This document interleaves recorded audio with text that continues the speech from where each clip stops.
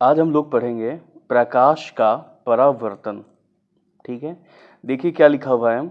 जब प्रकाश किसी चिकनी व चमकदार सतह पर आपतित होता है, आपतित होने का मतलब प्रकाश आता है, तो उसका अधिकांश भाग उसी माध्यम में वापस लौट जाता है। प्रकाश का सतह से टकराकर वापस उसी माध्यम में लौटने की घटना को प्रकाश का परावर्तन कहते हैं। ठीक है, देखिए फिगर में आपका एक समतल दर्पण रखा हुआ है जिस पर कोई प्रकाश की किरण आ रही है। ठीक है, प्रकाश की जो किरण आती हुई प्रतीत होती है या आ रही होती है उसे हम आपतित किरण कहते हैं। बीच में ये आपका अभिलंब बना होता है। ठीक है, जो प्रकाश की किरण इस दर्पण से टकराकर वापस जा रही है वो प्रकाश की किरण परावर्तित किरण कहलाती है। आपतित किरण और ये जो आपका अभिलंब है इसके बीच में जो बना हुआ कोण है ये आपका आपतन कोण कहलाता है, यानी आपतित किरण से बनने वाला कोण आपतन कोण कहलाता है। अभिलंब और परावर्तित किरण के मध्य में जो कोण बनता है वो आपका परावर्तन कोण कहलाता है, यानी कि आपकी परावर्तित किरण से कौन सा कोण बनता है? परावर्तन कोण। आपतन कोण को I से प्रदर्शित करते हैं और परावर्तन कोण को R से प्रदर्शित किया जाता है। तो देखिए एक बार डेफिनेशन फिर से देख लेते हैं। जब प्रकाश किसी चिकनी व चमकदार सतह पर आपतित होता है तो उसका अधिकांश भाग उसी माध्यम में वापस लौट जाता है। प्रकाश का सतह से टकराकर वापस उसी माध्यम में लौटने की घटना को प्रकाश का परावर्तन कहते हैं। अब देखिए आपतित किरण जिस बिंदु पर या जिस पॉइंट पे टकराती है और वहां से परावर्तित हो जाती है उस बिंदु को हम कहते हैं परावर्तक तल। ठीक है, उस तल को परावर्तक तल कहते हैं जहां पर प्रकाश की किरण आपतित होती है और वहां से परावर्तित हो जाती है। उस तल को हम क्या कहते हैं? परावर्तक तल कहते हैं।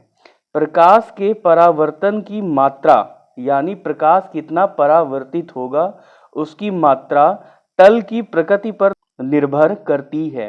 यानी अगर आपका तल खुरदुरा होगा तो प्रकाश के परावर्तन की मात्रा कम होगी। अगर आपका तल चिकना और पालिशदार पृष्ठ होगा तो परावर्तन क्या होगा? अधिक मात्रा में होगा। आगे देखिए क्या लिखा हुआ है। जब किसी चिकने पालिशदार पृष्ठ से परावर्तन हो रहा हो तो उसे नियमित परावर्तन कहते हैं।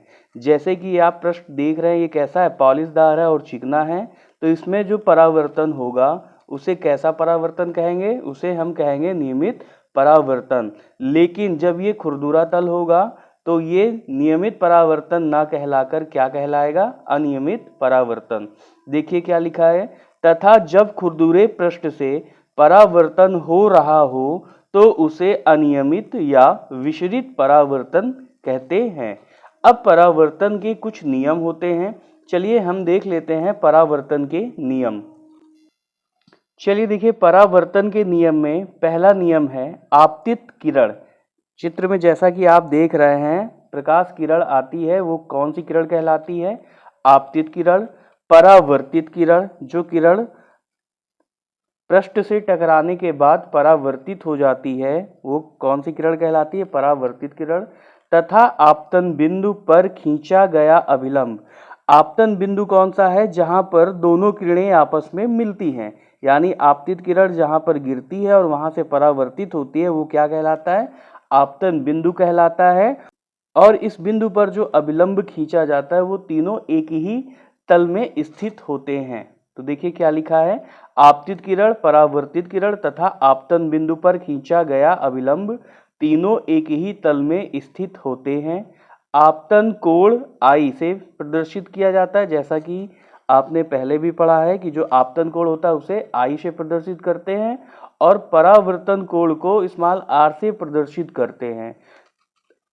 दूसरा नियम है आपका आपतन कोण का जो मान होगा वो सदैव परावर्तन कोण के मान के बराबर होता है, यानी एंगल I बराबर होगा एंगल R के, यानी आपतन कोण हमेशा बराबर होगा परावर्तन कोण के। अब मान लीजिए, अब आपतन कोण का मान यहाँ पर अगर 45 डिग्री है तो परावर्तन कोण का मान भी क्या होगा, 45 डिग्री ही होगा। चलिए इसके कुछ और पॉइंट्स हम देख लेते हैं। देखिए क्या होता है, जब कोई किरण पृष्ठ पर अभिलंबवत आपतित होती है, यानी कोई किरण कैसे होगी, 90 डिग्री पर आपतित होगी, यानी बिल्कुल 90 डिग्री का कोण बनाते हुए उस पृष्ठ से टकराएगी, तो जो आपका आपतन कोण और परावर्तन कोण होगा उसका मान क्या हो जाएगा, शून्य हो जाएगा। अर्थात किरण परावर्तित होकर उसी मार्ग से वापस हो जाती है जिस पथ से वह आ रही होती है। ठीक है, ये कंडीशन कब होगी, जब आपका आपतित किरण 90 डिग्री के कोण से आएगी, यानी कैसी आएगी, अभिलंबवत आएगी। दूसरा पॉइंट है, चूंकि जो परावर्तित किरण है, ठीक है, जो परावर्तित किरण है वो उसी माध्यम से होकर वापस जाती है, जिस माध्यम से वो आती है उसी माध्यम से क्या हो जाती है, वो वापस हो जाती है। अतः जो आपका किरण है, जो आपका प्रकाश है, उसकी चाल व तरंग दैर्ध्य नहीं बदलती है। अगर आपको ये वीडियो पसंद आया हो तो वीडियो को लाइक करें और चैनल को सब्सक्राइब करें।